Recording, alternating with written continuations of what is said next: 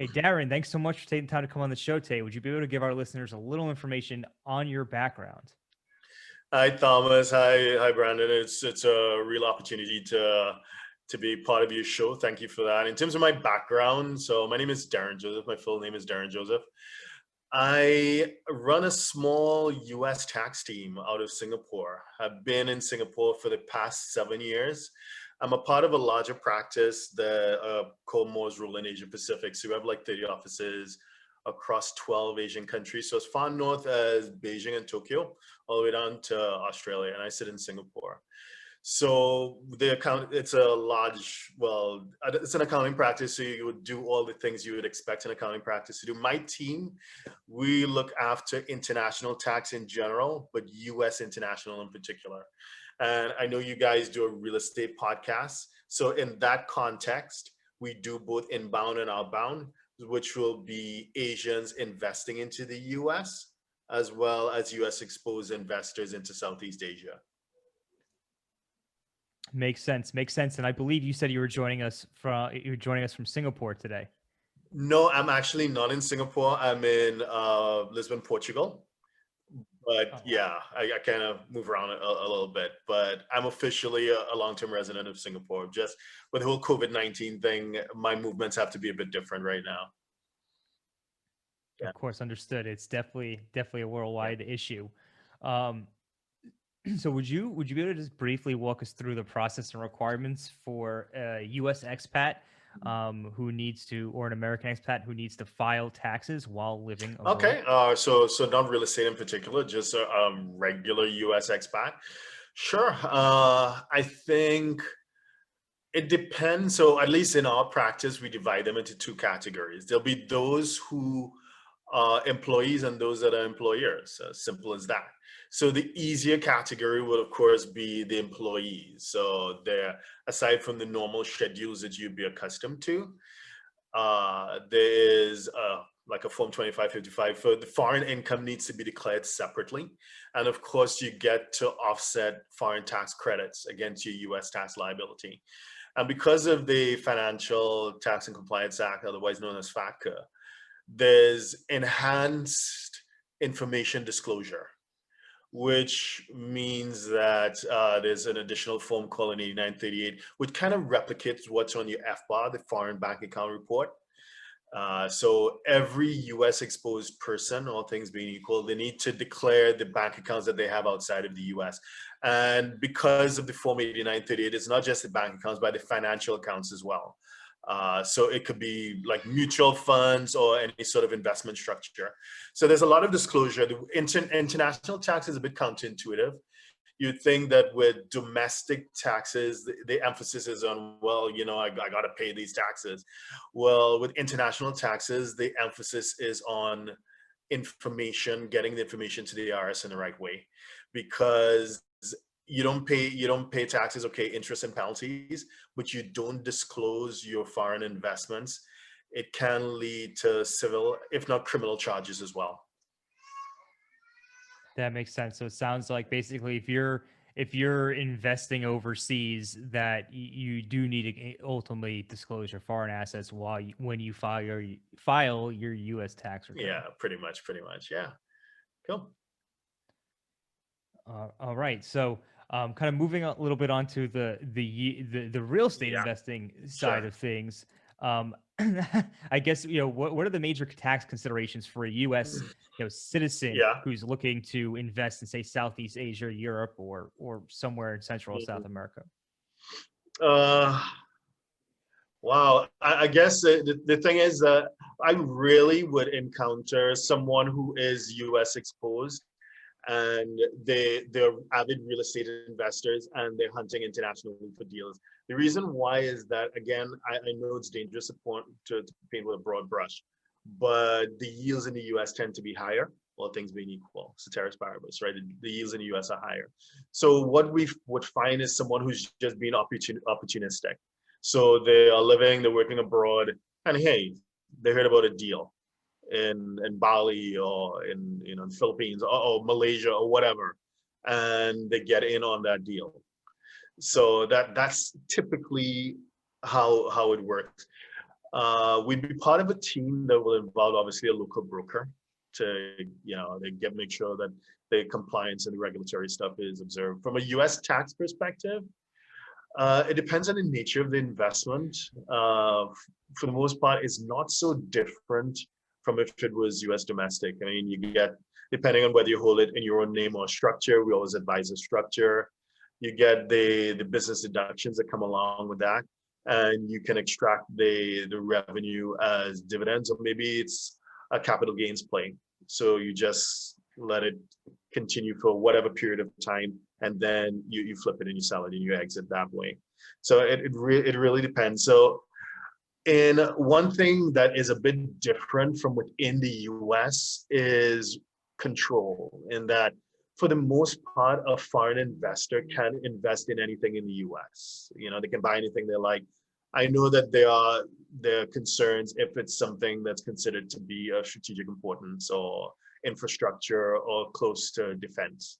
But other than that, any piece of real estate is fair game.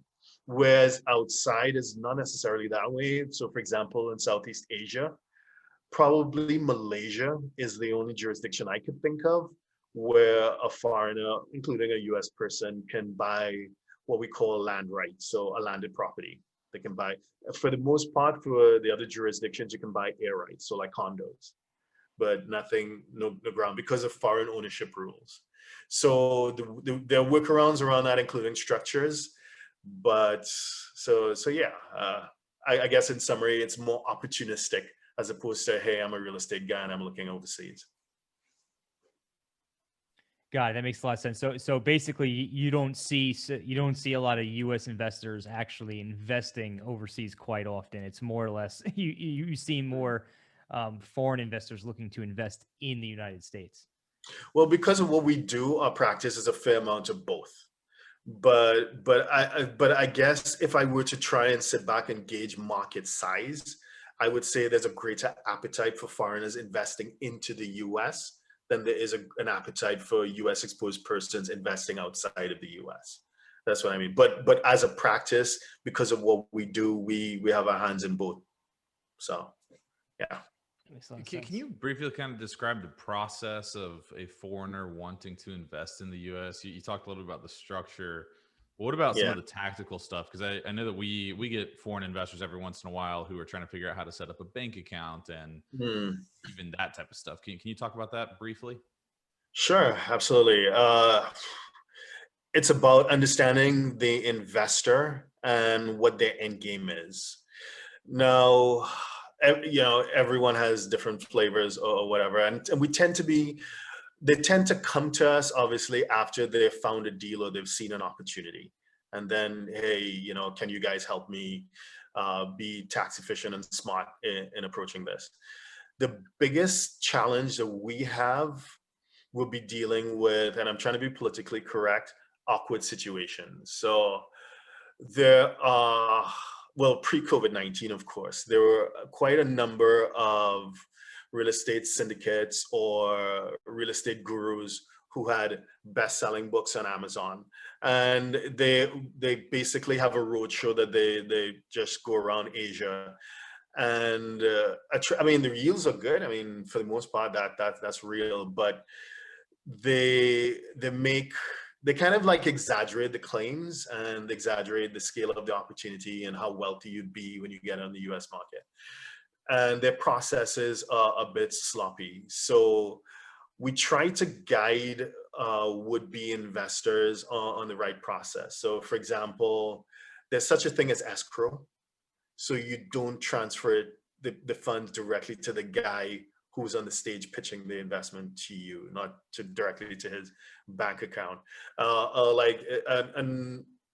We advocate the use of LLCs. You don't hold anything in your own name, and that's not necessarily for tax efficiency, but for asset protection. And we look at it in terms of inside protection and outside protection. So inside, tenant slips and falls, whatever. You want a legal barrier in between you and that situation. On the outside, you're involved in other business deals. If you can afford to invest in the US, chances are you're doing well. You're doing all right. So you don't want anyone being able to come after your US investments because of some of the grievances that they have with you. So, just sort of like an education piece and keeping them on the right track. So in terms of operationally, understanding, what is your end game? Is it about the dividend yield?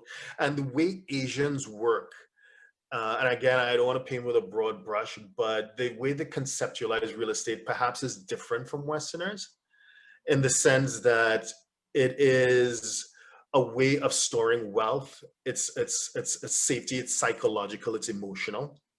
So whereas a Westerner, and just being generally, they're getting a bit of money, you might buy a yacht, you might buy bigger cars or whatever.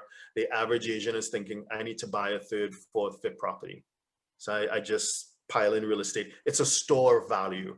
There's not like a buoyant stock exchange for the most part. There's no NASDAQ, there's no S&P 500. So if I want to safely store wealth to address inflation or political risk or whatever, I'm looking at international real estate, and the US is particularly attractive. So we would help them with the LLCs, and we also help them understand from the tax side some of the things that other tax teams tend to forget, such as estate taxes. So yes, you think about income taxes. If it is just an LLC, then it's personal. If you're using some sort of C Corp, then it's corporate income taxes. Well, hold on. In the US, they are essentially like debt taxes. So when unfortunately you pass on, your kids, your successors would have a bill. So you may want to create a structure that considers that, and probate avoidance as well. So we tend to use offshore companies as well, offshore to the extent that they're not in the US. You'll have an LLC that's owned by a Singapore corporation or a Singapore private limited, or an LLC in the US that's owned by a company in the Caribbean, Cayman, BVI, and so on. So we get the EINs, we get the ITINs, we get the structure right, and we work with the attorneys to get everything the way it should be, and to be consistent with their specific needs. All right. So there's a lot right there. I give you a lot, yeah. Yeah, it's a lot right there. So if the major takeaway I kind of took away from basically this entire conversation so far is that United States real estate is pretty much the go-to place for people who want to invest in real estate. It's not too common to see people investing in other areas of the world because of yield, return on your investment being one issue, and also the ability to the inability to actually own land as a foreigner in some of these other countries makes it hard for any investor who's a foreigner to invest. So I guess my next question is, if you are a U.S. citizen and say you do actually invest in one of these kind of countries, what type of entity structure do you as the U.S. citizen want to establish, generally speaking, for the average investor with no out of the park issues? Again, just like on the inbound, on the outbound, the same thing holds true. One size can't fit all. So it really depends. It's jurisdiction specific. So a structure that you may want to use to hold a piece of real estate in the Caribbean or in Hong Kong might be different from Bali or Indonesia, right? So we would work with our counterpart or tax counsel in that jurisdiction who can advise, okay, I come to the table, this is what that US exposed person needs to consider. Tell me what are the dynamics of Indonesia. And then we'll come, okay, so then we'll need to create an Indonesian PTPMA that could be held by a Singapore private limited, for example, and then US persons on the backside of that. So one size doesn't fit all. We try to tailor make each structure. It sounds expensive. Yeah, I mean, it just sounds like, when you're investing out of state, when you're investing out of the country as a U.S. citizen, I mean, there's just, you got to take into account a lot of different factors, and including when you factor in lower returns, and then all the additional, I'm sure, tax and legal aspects of it. You have to ask yourself, is it even worth it to invest internationally, or should I just, invest in U.S. real estate and then just go buy some international stocks, and that's how you can get some exposure to the international markets. Well, I didn't mean to paint such a dismal picture. It's not as, from my perspective, being biased again, coming from that Western mindset, doing business in the US is much easier.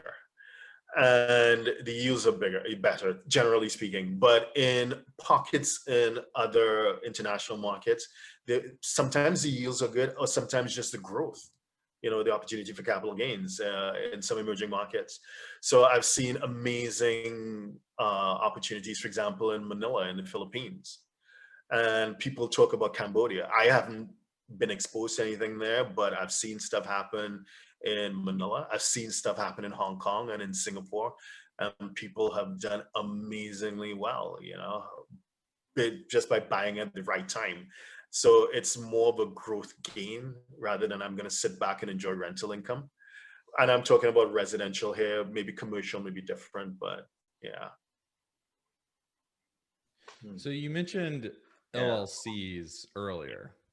What is the best entity structure? And I know that there is no best. It depends on your facts and circumstances. But in general, Yeah. if I'm a foreign investor, I'm investing into the U.S., should I be looking to use, or when should I be looking to use LLCs? When should I be looking to use C corporations?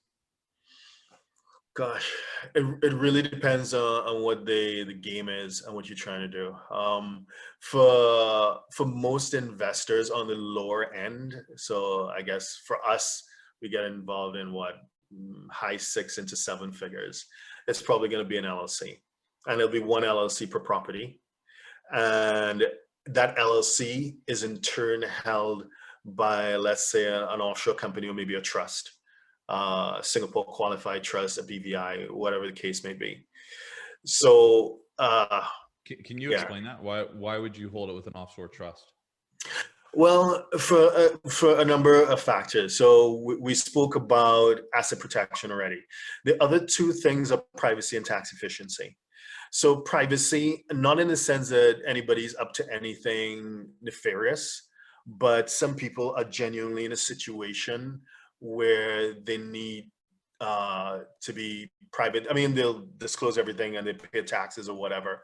But if you live in a jurisdiction where kidnapping is a real risk for you, you don't want it known by anybody just doing a random search of Delaware LLCs or whatever, that you own whatever you own, right?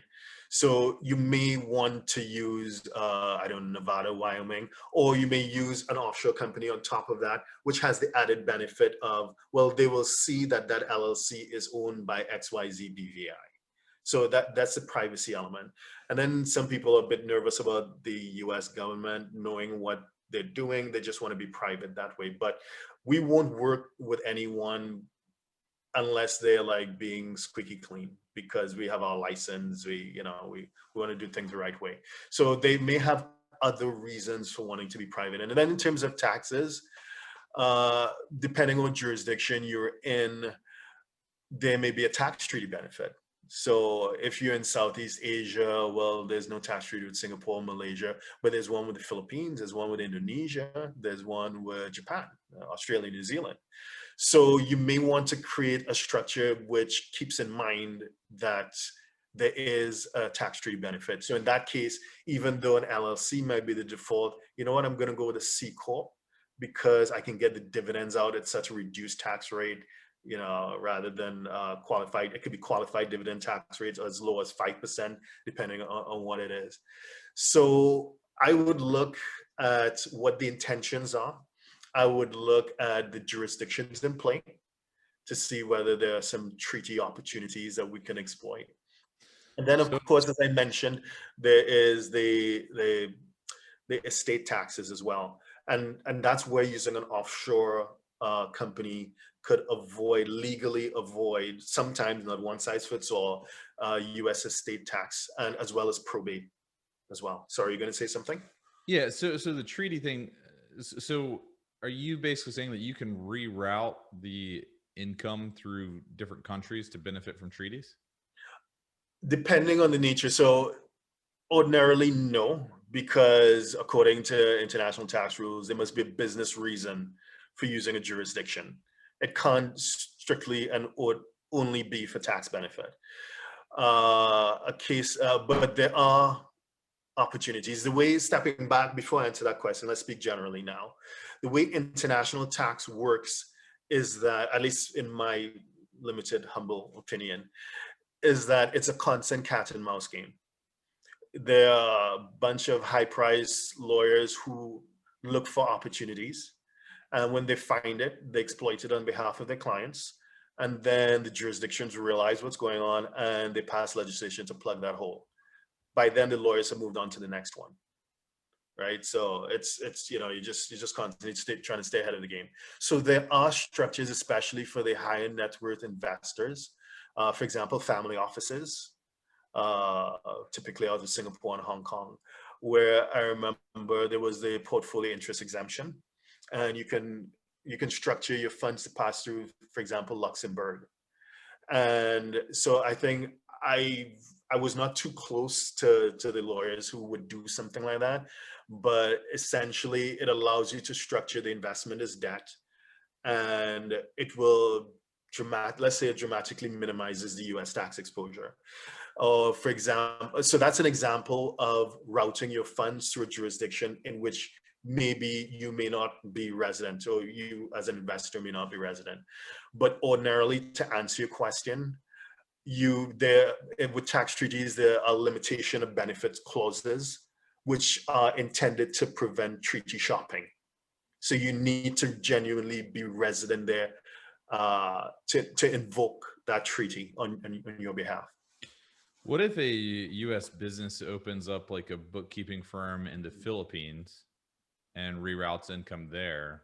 Is that worth it for a U.S.? Because I know U.S. taxes you on worldwide income anyway. So is that even worth it to explore, or is it just it's just you're just passing, you're playing a game of cups, just moving the cups around, and it's not actually going to do anything for you at the end of the day? Like, I feel like it's probably the latter, but I also see a lot of U.S. companies do that, larger U.S. companies. So maybe at scale there's opportunity. And that, to me, that's precisely how the world works. I think it was probably started in 1980s or so. Whether you think of it as geopolitics or the tax code or whatever, an incentive was created for offshoring. And now a lot of the discussion and rhetoric has been around manufacturing. So for example, Detroit, or there's certain parts of the US which had a lot of great manufacturing jobs, and those are gone. At first to Mexico, but then to Asia and China in particular. But the same, and perhaps a lesser story in terms of visibility, has been services. So for example, I was talking to a recruiter who recruits for US tax positions, and he was saying that his perspective, it's just one person's perspective, right? So take it as you will, that there's a crisis of succession in terms of US tax professionals in the US. The reason why is, from his perspective, historically, the Big Four were a training ground for US tax professionals. They go in, they do their thing, they complete the CPA, and then they go off into industry. And they're like a feeder, like a big organizational feeder. Now, those same Big Fours, whether you know it or not, they probably do all their heavy lifting in India, and to a less extent the Philippines. So what that means is that there's an explosion of CPAs and enrolled agents in India versus the US. So people who are trying to recruit that skill set may not necessarily easily find it in the US because they're not being trained there anymore. So I say that to answer your question. It's been happening. And thanks to the internet, it's not something, you don't need to be a big multinational. Whether you're using one of those platforms like Fiverr or one of those freelancers websites, or you go to an outsourcing firm and say, this is what I'm doing in the US, whether it's payroll or bookkeeping or whatever, can you get me a team in country XYZ to do it for me more efficiently. And it's not just the fact that you're going to be paying less in terms of salaries, but think of all the payroll taxes and the extra, the benefits and whatever. It's not that you're exploiting, because for these countries, and I'm saying it as someone who has spent time moving around the Philippines, these people are paid way more than the average wage. So for them, I mean, they're doing pretty well, and they're being well compensated for their skills. So it's a win-win situation. Yeah. That makes a lot of sense. So yeah, we're gonna have to cut this part, Felipe. So I mean, at this point, what else should U.S. investors know, or what else? I guess what else should U.S. investors know about just international in general, about any tax implications of them investing internationally that we haven't already discussed, if any? Well, let me see. In terms of outbound, make sure that you work with reliable local brokers in whatever you're trying to do. And that kind of goes without saying.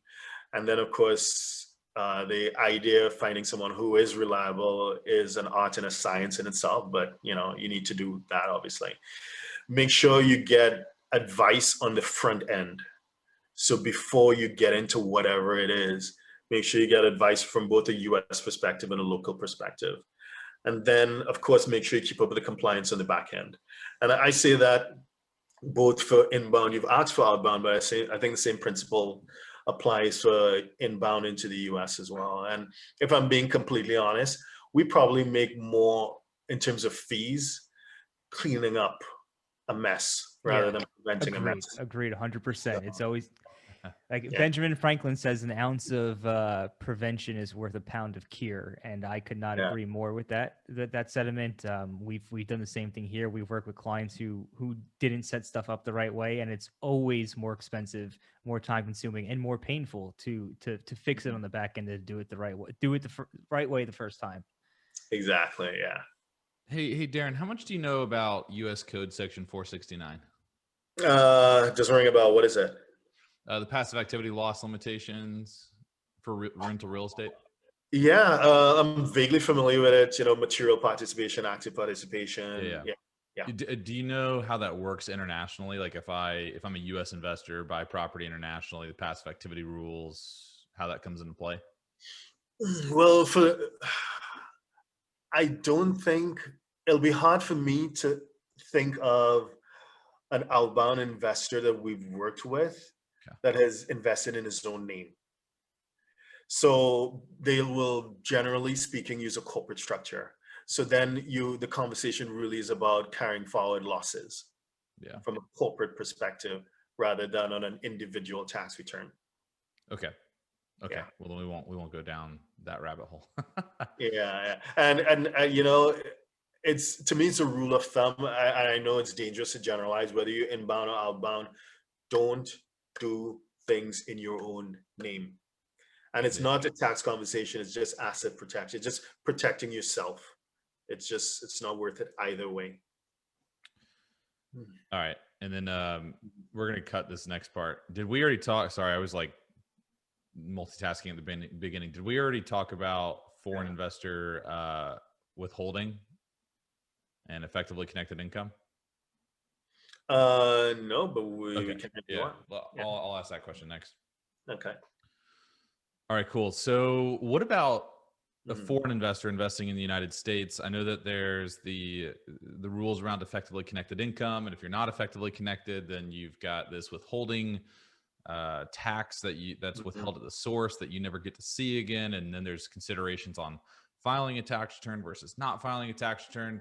Can you kind of talk to us about what a foreign investor should be aware of from a tax perspective whenever they're investing in rental real estate in the United States, whether it's like a syndication or whether or not they're buying their own property? So syndication fund, buying their own property, how does that work? How do the taxes work?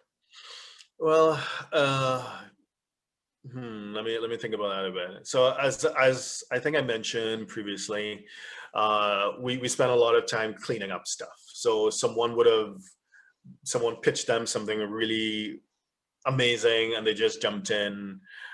with their eyes closed and they didn't do it the right way. So I say that because that withholding, that FDAP withholding, which is the 30% withholding, that would only happen in my mind if you didn't get good advice on the offset, right? Because, you know, even if you're doing it like at a bare minimum, you had an LLC and which is treated as a pass-through, you would elect for that to be treated as effectively connected income.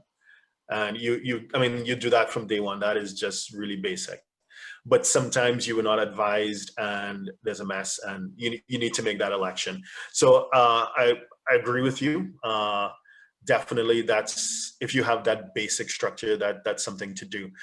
Now, as to that part, so it will be effectively connected income, but I put that in the context of a wider structure. And it really depends. It really depends whether, you know, there is, for example, some people would elect to put it in a C Corp, and well, thanks to the Tax Cut and Jobs Act, corporate tax rates are, you know, relatively low. So it could be attractive. And then there is a part of the code that allows tax-free liquidation. So when at the end of your journey with this particular piece of real estate, you liquidate the C Corp and you're able to pull the investment plus the returns out. So you didn't take any dividends along the way. You just pull everything out at the end. So, you know, it could be that, or maybe you're saving it for your kids, maybe, you know, so it will be part of a larger structure, which fits into the facts and circumstances of what you're trying to achieve as an outside investor. But at the very minimum, yes, ECI. Okay. And are there limitations on ECI? Like when can you not elect effectively connected income? Like passive rental real estate, even though I'm not materially participating, I've got nothing to do with it. That could still be ECI, right? Yeah, I believe it is. In terms of, I'm familiar with, I've heard about something called land banking, which is a kind of a syndicate, a kind of syndicated investment. So you go in with hundreds or maybe thousands of other people, depending on how big the investment is. And I've seen really unusual structures like that. So in some of those cases, if you went in with your own name, and maybe it will be just subject to withholding, but generally speaking, in like the regular family office that's going to buy real estate, they're going to do it through an LLC. The LLC is going to be held by something offshore, whether that thing offshore is a trust, foundation, or company. And you will elect for the income to be treated as effectively connected income. So generally, great stuff. Really like it. So moving on to 1031 exchanges. Now, yeah.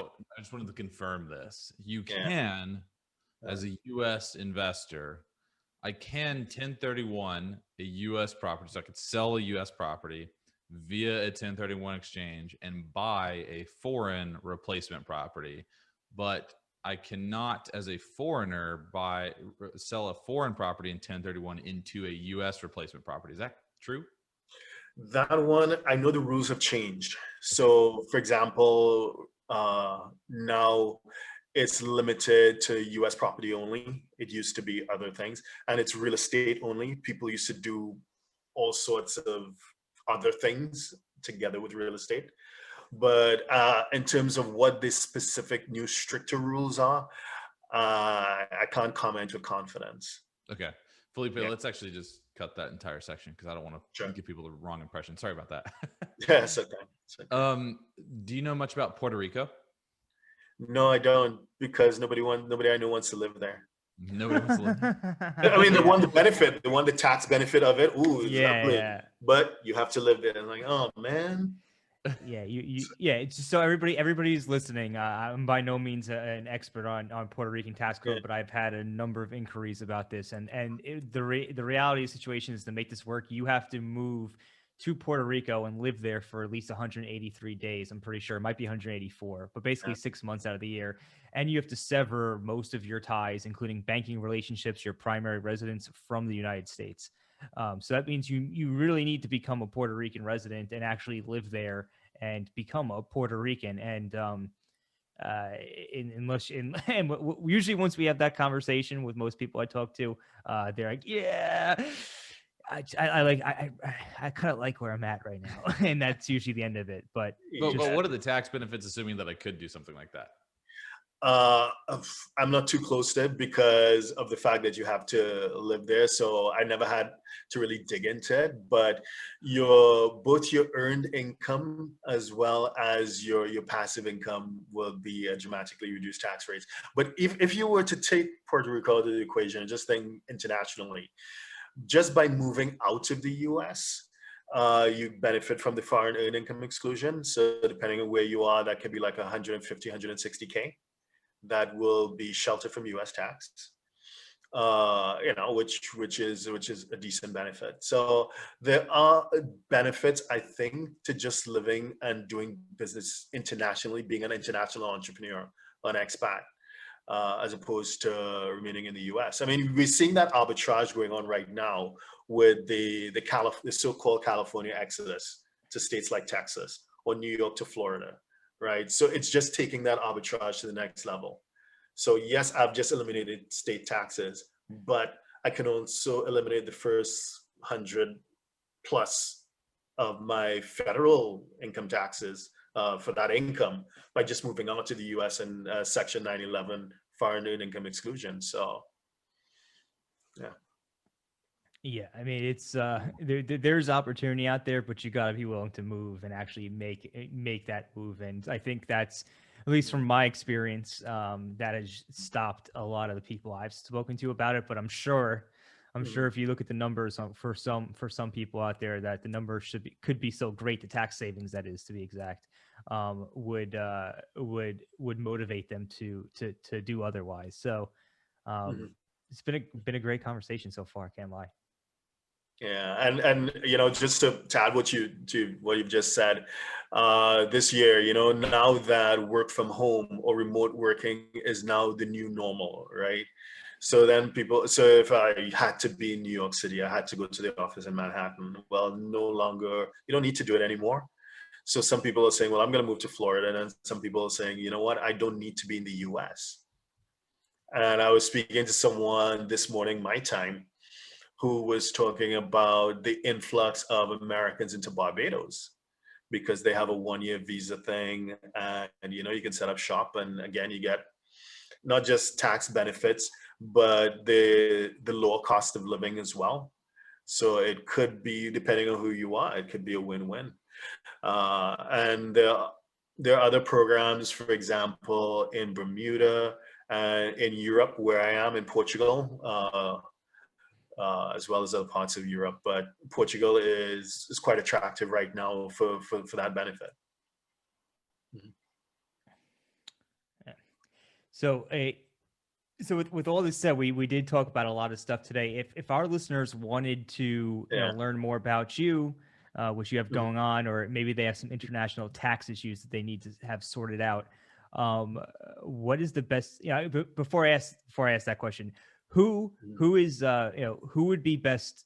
Who is your ideal client? Well, so that's a great question. So in terms of the outbound, because this podcast is targeted at a US market, right? So in terms of people from the US, I have employees and I have business owners. In terms of employees, we don't really deal with anybody who makes less than 150, 200K, just because that's where we fit in the marketplace. And, they are wherever. So I have some people working with some of the big tech firms, for example, out of the US, and they're all over the world. And we help them in their negotiations with stock options and vesting schedules and tax efficiency and stuff like that. So that's on the employee side. In terms of the employer side, a business owner who already has some sort of traction. So it's not a startup really. And they're probably into the high 6, if not 7 figures. And they are expanding, or they're doing business outside of the US. And so we work with them both on the structuring or the planning, as well as the compliance and doing the tax returns on the back end. So those are our typical outbound clients. Gotcha. And if anybody listening to this podcast, falls into that category, needs assistance with foreign taxation issues, what would be the best way for them to get in contact with you? So my website, I'm pretty active on LinkedIn, if you can find me on LinkedIn, but my website, htj.tax, just simple, htj.tax. All right. So we're gonna go ahead and drop that into the show notes below for everybody who is listening.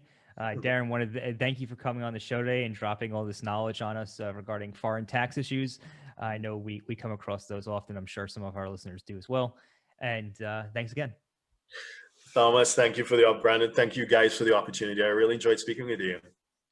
Here are 4 ways we can help you. Number 1. Sign up for free webinars on US expat taxes and international entrepreneur taxes at www.htj.tax. Number 2. Stream premium educational videos at www.htj.tax. Number 3. Contact us for tax optimization consult over Zoom. Number 4. High net worth. Weekend quote for doing your US international taxes returns. Our books and upcoming event are available at htj.tax. Please subscribe, like, share, and comment below. Email us at help@htj.tax to engage us, to advise on international tax or business matters.